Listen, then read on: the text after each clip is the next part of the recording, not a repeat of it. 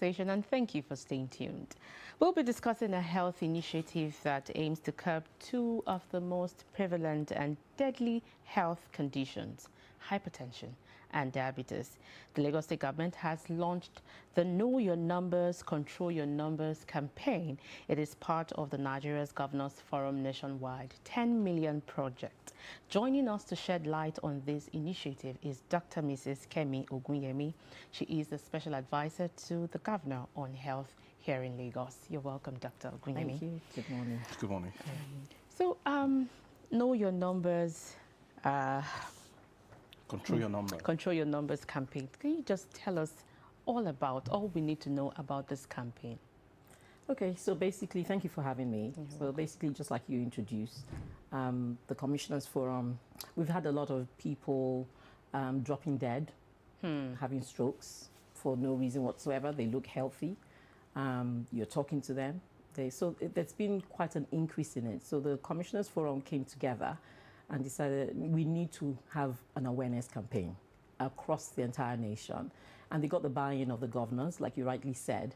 And so starting on this past Monday, for a week, across the nation, every single state, the point is we are to screen people so that encourage people to go to their doctor, have their blood pressure checked, have their blood sugar checked, and get treatments if needed. So what we found out, even when we've done medical outreaches and all that, we found out that half of the people we actually see have hypertension. And they're not aware. And half of them, of the people we see, are not aware. Meanwhile, some are aware, but they're not taking their medication. So some people are not taking it seriously. Some people are just, I'm fine. And the whole point of hypertension and diabetes is that they're silent killers. You do not know. I'm looking at you now. I don't know whether you have high blood pressure. You're looking at me. You don't know whether I have high blood pressure. And the only way you're going to know is be screened and know your numbers. So when you say know your numbers, you'll have a certain range that you're quite aware. So if, for example, you're 120/70, those are your numbers. You're comfortable with that. You're fine. And those are normal numbers. When you go and get your check done and it's higher than that, like 140, you know there's a problem. And so you involve your doctor, and then you can control that number by either lifestyle or medication and all that. But high blood pressure alerts you that there might be something going on that could lead to death, stroke, all sorts of things. So we're trying, this campaign Lagos has to screen 800,000. Those are the numbers they gave us. All the different states have different numbers. We probably have one of the highest because we're densely populated. I mean, this is Lagos, bottom line. So we're doing it across the primary healthcare centers, the secondary healthcare centers, everywhere, churches, mosques, please go and check and find out what your numbers are. And then you'll be referred if we believe that, you need to check this out. Now, having high blood pressure when you check your blood doesn't necessarily mean you're hypertensive. It may just be certain things going on at that time. So like some people can run up the stairs and that's the wrong time to check your blood pressure because the top one, the systolic, may be high. So you have to rest. But that will be determined by the nurse or the doctor who's taking and say, take a rest, come back in 30 minutes. Even when you see your doctor, it doesn't necessarily mean you're going to be on medication. It just means you may need to change your lifestyle. Or your diet. Or your diet. So that takes us to what are the measures that we can take and why do we have hypertension. Research data has shown that Black people tend to have a lot of issues like hypertension, diabetes. There are different reasons.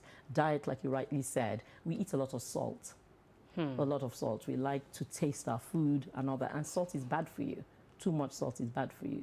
We don't exercise enough. We might have a family history that we do not know about because you're at higher risk. If you have a mother or sibling that's hypertensive, there's a high risk. It doesn't mean you will be hypertensive, but there's a high risk that you could be. Some medications actually cause high blood pressure, like steroids, because you're taking it for something else. The older we get, the more predisposed we are to hypertension. For women, even menopause, you could become hypertensive without knowing. Pregnancy is very, very important. It's one of those signs that we have to keep an eye on so that you can deliver safely and you yourself can be safe. So there are things like that. Obesity, if you're overweight, can also cause you to have. So there's so many things, and of course stress. Who is not stressed in Nigeria? Considering the Who is not situation stressed right in now. Nigeria? You've got traffic, you've got the economic down, Yeah. inflation. Everybody's hustling and bustling. The stress, environmental factors can also cause hypertension. So those are the kind of things we're trying to make people aware of. But the most important thing is get checked first. Get checked. We have, I'm going to bring in health insurance. In Lagos, we have Ilera Eco, where we're telling people, take up this, because people are afraid of, not afraid, but they don't have enough resources. They'll say, if we go to the hospital, I'm going to have to pay. I need to eat first. I need to spend money on my school fees. But if you have health insurance, which is for 1 whole year, checking your blood pressure is free. Some of the drugs are even free. So that's part of the whole, it's a whole, you can't separate It's a one package. without talking about, okay, I'm afraid, they charge this, they charge that. Where's your health insurance? Get health insurance, Ilera Eco. And for those who are vulnerable, we have EcoSha, which means it's free. So the whole point is, please get your blood pressure and blood sugar checked. Okay. Oh, all right. I'm interested in what format the whole thing is going to take, especially for those at the grassroots, those that are not literate, who oftentimes are not interested in knowing these numbers or figures. It's not just the illiterates, trust me. Even the learned ones. the learned, it's everybody. I wouldn't say illiterate. There's some things that we call social determinants of health. And basically things like transportation, access basically to primary healthcare centers. So we're starting from primary healthcare centers. That's where you have a lot of people in the grassroots, like you said. So there are jingles, there are posters. When they come for other things, we encourage them, check your blood pressure. So all the workers there, all the health educators in the primary healthcare centers are just telling people, Procedures. you need to check. Yes, exactly. Tell your neighbor, tell your family members. And then the secondary hospitals as well are taking part in it. So it's not just primary healthcare, it's not just grassroots, because some people bypass primary healthcare and go straight to the secondary hospitals. So right there too, they're all aware. So all our health workers, our MOHs, our MDs, our nurses, our pharmacists, they're all aware of what's in. So that's the format. Come, let's check you. And then when we check you, should you need further examination or anything like that, then we'll refer you. So this is just a matter of, okay, please can you check? I just want to know what my numbers are. Okay, great. My numbers are high. Oh, I need to control my numbers. This is not right for my age or whatever. So the advice is there. So people need to check there. And it goes far from that. Some people actually have the machine themselves and they check themselves at home, which is good. And then to point out that even when you do check your numbers, the only way you can control it is if you're on medication, you need to take your medication. You need to take your medication. We recently had Alafia Eco. As you know, Mr. Governor is, apart from being compassionate and all that, the government, this current government, we know the hardship people are going through. And so we're trying to alleviate all that through, Alafia Eco was a medical mission where we saw over 25,000 citizens in the primary healthcare settings, and we give them full healthcare checks, including eyeglasses and all that. Free of charge? Free of charge. So the reason why I bring that up is the drugs were free for 4 weeks. No medical mission has ever done that where they give you drugs for 4 weeks. So what we decided was we need to give you for 2 weeks. We come and check you again to ensure that the drugs are working, and then you do another 2 weeks. I can tell you that half of the people that were supposed to come back did not come back. So we now had to start calling them. So some forgot, some said they haven't been taking their medication, at least they're honest, and some just, we couldn't get in touch with them. So there's a limit to what government can do. We have to take personal responsibility for our health. And that's why we're saying this, that if you do not, the long-term effect of, so high blood pressure, like we said, it's a silent killer. It just builds over time. It's not today you have high blood pressure and then maybe somebody has a stroke. No, it builds up. It builds up, it builds up to a point where your body can't take it anymore. Your kidneys are affected, your eyes are affected, and all that. And then we hear catastrophic things like people collapsing and fainting. And you know, one death from high blood pressure is one too many. So that's what we're looking. We're trying to save lives. There was a time that it was rampant. This campaign of knowing your number, control your number campaign by the state government, it is on already. Yes. Yeah. So what kind of feedback are you getting from the people of Lagos State? Are they coming out well? Are they receptive to what you're trying to let them see and feel? Yeah. So even though it came from national, we have a situation where, I don't know if you know about the immunization drive. Yes. So that's ongoing. And then this also came. So it's come on top of that. So one of the challenges we've had is that, we've been shouting about the immunization. And so now we have to double up on the hypertension, because the same people that are coming, bringing their kids, are the ones we still have to check. So we've been able to deal with that in terms of numbers, but we're still, like, I'm here now. We had TVC yesterday. The permanent secretary, Dr. Boye, was on that. We're still having to let people know that you can and it only takes tops 5 minutes, even if you have to wait. It's not something that takes a very long time. So we are getting good feedback, not as much as we want. I'll be honest with you, but we're going further now. That's why I say we're going to churches. We're all doing all our individual things within the ministry to tell people, and we're telling those mothers, because usually it's the mothers that bring the children for immunization, which is getting a good feel that, tell your husbands, you check yourselves as well. So instead of just bringing their babies and we give, normally we would just ask the mother, how's the baby doing? Are you okay? And then now we're saying we need to check your blood pressure too, if you'd like us to, because obviously if people don't want their blood pressure checked, you can't force them. So we're using that medium as well as new people coming in. So there's a dedicated area where people can come. That's all they want to come for, so they don't stay too long. Because some say, oh, the waiting time is so long. I'm only here to check my blood pressure. So we're doing that. So the numbers are okay. They're not where we want them right now. But it's not going to probably stop at 800,000 people, almost 800,000 people. It's not going to stop at 1 week.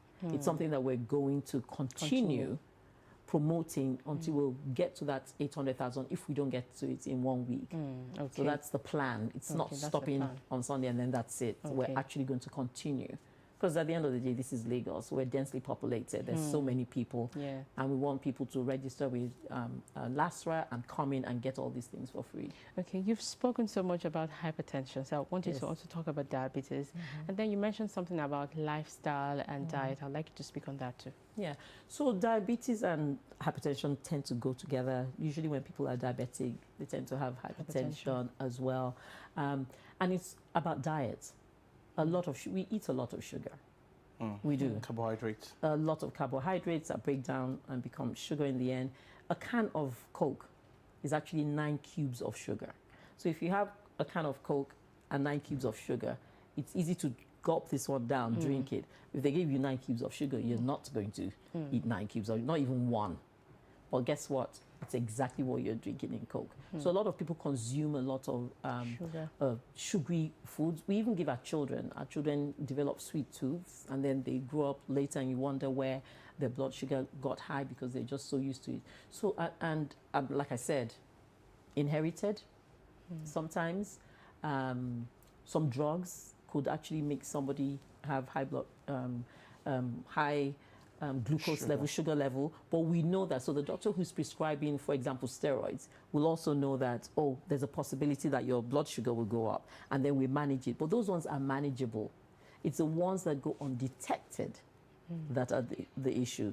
And then people, just things happen. You have eye issues, because we see a lot of that. During the Alafia Eco, we saw people that had problems with their eyes, and when we tested their blood sugar, you find out that it correlated, that this is the reason. So you know the cause, you treat the cause. It's the ones that you don't know, and people are walking around, and then they collapse, and then you just wonder what it is. So talking about lifestyle, like I said earlier, there's stress. Everybody's stressed. You're stressed. I'm stressed. You go in traffic and all that. You have to be able to manage your stress levels. So it's a work and life balance.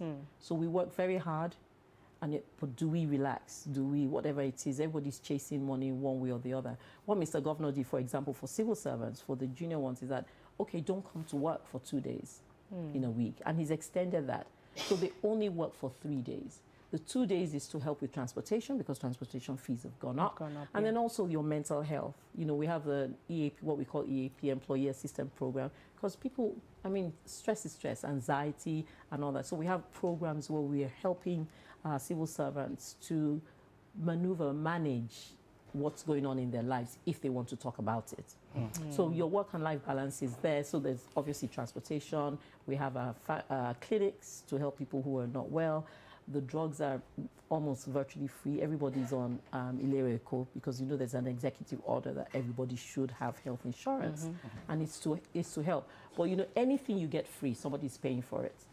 It's the government that's paying for it. Okay. The money has to come from somewhere, so pay your taxes. It's to help you and get better. So we're doing all we can. And so when people are stressed, we encourage that talk to somebody. Don't keep it bottled in. And we're all going through the stress of the economic downturn. Every single person, whether you're rich or whatever, it's affecting everybody. Everyone. And so, but we wouldn't let it kill us. And we're very strong in Nigeria. We're actually strong, resilient people. It's that resilience we need to hold on to and take the things that are offered to you by government that you do not have to pay for. But yes. Dr. Ogunyemi, what about those who overeat? Yeah, obesity. Yes. Do people still overeat I've now? said it. No. It's not even just eating. Alcohol it's a number one excess.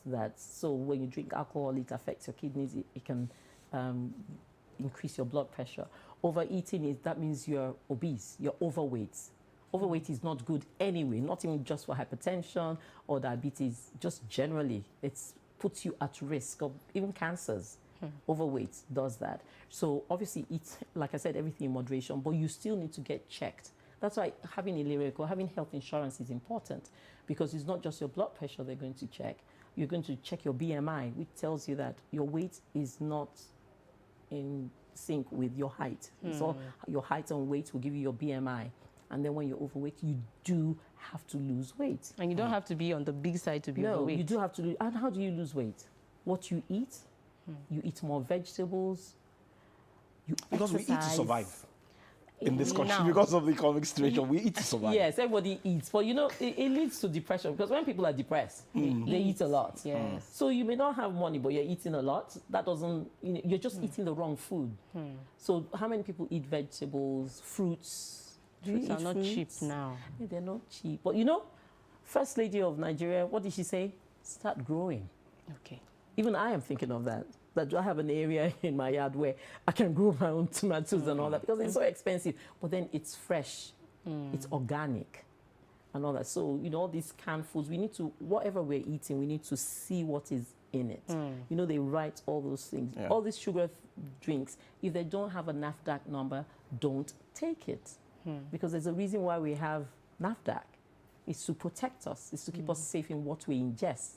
So losing weight is very, very important. If you're eating sugary stuff, you just have to be disciplined.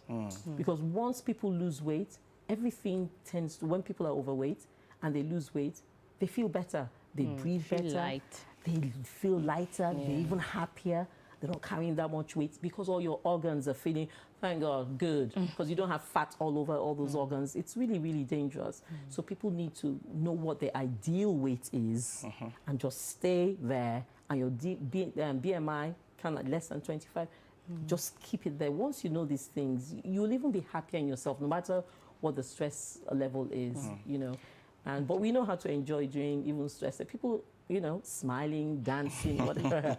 That's Nigeria. That's why we're so resilient, and then we just push it. But we need to care for our health. Okay, as much as hypertension is a silent killer, like you have rightly said, what are those symptoms that we are likely to see for hypertension and diabetes for us to know that, hey, something bad is coming? Yeah. Well, you may not have any symptoms. Yes. Let's know that. But then for those who have symptoms, headaches, just generally feeling unwell, because the whole point is that the blood, there's a lot of pressure. There's pressure generally, but when the pressure is too high for your blood to flow in your body, all your organs are going to react. So you may even have back pain. About weight on the neck. Everything, you just don't feel well. So the signs and symptoms of hypertension, apart from headaches and all your organs acting up, that will make you go to the doctor. But some people tend to blow symptoms away. Oh, I have a headache. Let me take Panadol. Oh, I have this. Let me take my backache. Oh, it's because I lifted something. So we tend to ignore those little things. And then when you take all these analgesics, the pain goes. But it doesn't deal with the main But it doesn't cause. deal with it because it's going to come back again. So when people go to the doctor, it's okay, this thing is nagging, or the wife will say, you keep on complaining about your backache, please go to the doctor now. And then they nag their husbands, and then that's when the husband goes, or the husband will nag the wife and say, look, you've been feeling out of sorts. You know, you wake up in the morning, you're just dragging, you're not sleeping well, things like that. You should go and see a doctor. And if you, like I said, if you have insurance, it's free. You just go, you say, you know, I have Ilera Eco, here I am, check me out. They do the blood test, they check your blood pressure. We call them vital signs, by the way. You know, when you go to the hospital, they say, oh, what Check are your the vital vitals. signs? Yeah. That word vital means important. Sign are all those things. So they check your temperature. Do you even have a temperature? Maybe it's malaria. You know, we are very good at, I think I have malaria. Well, anytime I have malaria, I have a headache. Or anytime this. And then they go to the pharmacist and they ask for malaria drugs. And the pharmacist will give them malaria drugs. Because we found out that people go to the pharmacist. So pharmacists are not doctors. So now, even for malaria, pharmacists should ask for test results. Don't just give somebody malaria medication because asked for they it. said so. So you go to your doctor, they do the vital signs, temperature, pulse, your respiration, all those things will be high, except the temperature. So your pulse may be like, because your heart is having to work very hard. So it's like, you know, you're short of breath. Then your blood pressure is like, whoa. You know, you can imagine a young 30-something-year-old, 39, she was 39, looking all sharp and whatever. She's actually a fitness guru. She came and we had an event where we had somebody checking blood pressure. Now, most of the time, we have somebody sitting there just checking blood pressure for free for the participants. And she sat there and she checked her blood pressure, and it was 140/89. And she said, oh, no, she was 42. I take that back. She was 42. I said, oh, no, that's not right. That's not right. So I said, well, maybe you're anxious. You know, they called me that, and I said, come back in 30 minutes and let's check it again. It was still the same. So we told her, I said, look, yeah, you may be a fitness guru, you look really, she's slim, all well-dressed, packaged. And I said, the only advice I can give to you, I said, you need to go and see your doctor. So by the time you go to and see your doctor tomorrow, and then I said, are you sure you haven't felt anything? Now that you say it, I did have a headache this morning. I've taken something for it and I'm fine. I said, this may be because of that headache at that time. But she never really thought about it because I'm 42, I'm fine, I look good, I'm a fitness coach or whatever. So I'm hoping that she went the next day to recheck to see whether it was just a moment that she had high blood pressure. But you need to know your numbers. And that's why you can control the numbers. Keep it at the normal level or treat it.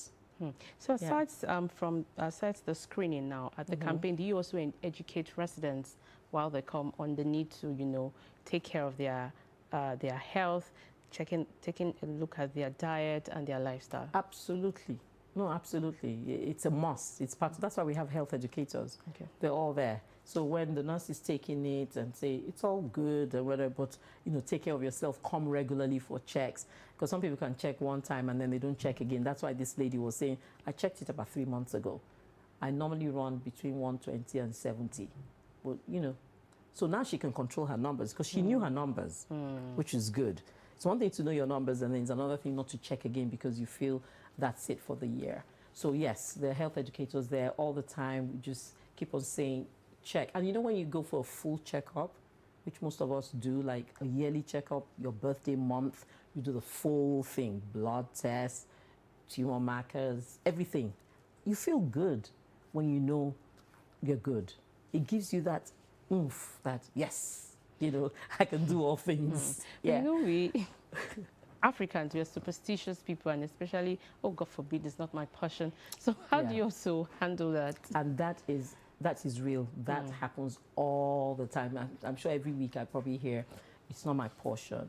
But then there's also, and so we actually, as a ministry, we collaborate with pastors, imams, because they're very important people in the lives of Nigerians. That whatever my pastor says, I've met a woman whose pastor told her, do not take chemotherapy, and she didn't take it. And she died eventually. She didn't take it. She ended up in the hospital, but she had now got to stage 4. And she died. And her pastor was not there. but it was her daughter that said the pastor said she shouldn't take. So a lot of Nigerians really look up to their pastors, their imams, their traditional rulers in the state, whatever they say. So we have to collaborate with them and tell them that these are the issues, this is the data, some of your people, please. So once they're sold on it, of course they're going to be telling their people. So we do that. And some people have the fear. What I do not know Will not kill me. will not upset me and all that. Whether you're illiterate or I have cousins that say, Kemi, please, I don't need any mammogram right now. I say, why? Because now that's when I go to the doctor, then they will find something. Is that fear of the unknown? I don't want to know that there's a possibility that I have this. So people shy away. What people don't realize is that the earlier you know, the better. Prevention is better than cure. Prevention is cheaper than cure. And at least when you prevent, you're preventing the ultimate death as compared to when you have a cure that may not work because you've left it too late. And everybody is different. You are different from me. I'm different from you. We're all different. What makes you tick may not make me tick. Whatever is good for your body may not be good for my body. So everybody should be individual. Don't say, my sister had that problem. She took this. You take it. Don't take other people's medication. Even if we have the same issue, doesn't mean the medication that worked for you will work for me. So we have all those. It's a culture thing. And then whether it's your village, people will say, it's from my village that they're doing me or whatever, they're attacking me. I mean, those kind of things, we can't look at those, but we realize they're there and we address them as best as we can. Okay, Dr. Ogeyemi, before we let you go this morning, when is the best time to check for these two numbers? And for those that you have seen so far, how do you intend to track them? Yeah, so let me start with the last one. So when people come and we collect their data, of course, we're getting their phone numbers, especially those who really need or we've referred. So when we've referred somebody, is like, have you been? What have they said? So the data will show us their phone numbers. If they don't want us to call them, absolutely, because it's very important to know that when somebody doesn't want something, you can only encourage, you can only push. Blood pressure, for example, for me, I check my blood pressure when I wake up. In the morning, I do what I need to do. Because you've not exerted yourself, you've been laying down, everything's all right. I check in the morning, I check at night. You can't check your blood pressure too often. Okay. So no, there's no point. It will change. So if I check 1 hour, I mean, like I said, I've done something energetic, it will go up. So which one do I? So I check in the morning, not every day either. I take my medication as I'm supposed to take it. So I'm not worried. However, if you feel, I have a headache, let me check my blood pressure. It's fine. Then it's something else. Maybe the weather. So some people check before they go and sleep at night. If that's what it should be consistent. So if every morning you check, and it also depends on when you take your medication. Okay. If you're on medication. Some people, there's no perfect time. What about your sugar? Some people take, blood sugar has to be before meals. Okay. Absolutely before meals. So if you've eaten, your blood sugar is going to go up. I mean, that's a given. So you check it before, you know what it is. So between 80 and 100. So if you check your blood sugar before you eat and it's like 200, you have a problem. Wow. Because you have not eaten anything. You've woken up, you've slept. So it's breakfast, it's like you fasted. Over the night. Over the night, you check and you're more than 100 and you have not even eaten yet, knowing fully well that when you eat, it's definitely going to come up. And your body, that's why the insulin in your body will regulate. And that's why you do not have too much sugar in your blood. But if it's faulty, if something is going wrong, then it stays up and then you're a diabetic. I just want to ask, for those who have experienced pregnancy-induced hypertension and who are still going through that condition even after having their babies, what should their lifestyle be like to manage the situation? It's the same thing because they've had the baby. They're lucky they didn't have what we call eclampsia, pre-eclampsia, maybe they had. And the doctor is going to be monitoring them. So when the baby comes out, obviously your body is trying to get back to normal because the baby was in there, all sorts of things were happening. If they continue to have hypertension, then they have to be on medication. And they fall straight into the norm of somebody who's hypertensive, you're taking your medication, and they continue to be monitored. Hypertension doesn't necessarily have a cure unless you know exactly what caused it. So, for example, steroid-induced diabetes. Once they stop the steroid, it goes off. Yeah.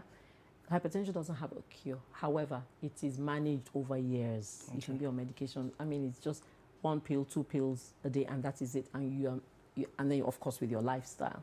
So they won't say, oh, what's the cure for it? So they may give a pregnant woman medication because of the hypertension, and it may stop. Everything, they'll just curtail it. But if it continues, then it's just something that she has to Pay live attention with. to. Or oh yeah, definitely pay attention to it, so that it doesn't get more than that, because I'm sure she may want other babies, and you really don't want to start in a hypertensive state before pregnancy uncontrolled. Let's go.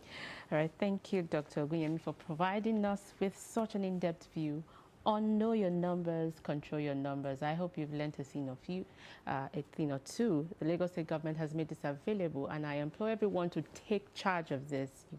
This is an opportunity you shouldn't miss. Thank you so much, Dr. Ogunyemi. You're welcome. Thank you for having me. The conversation continues after this. Stay with us.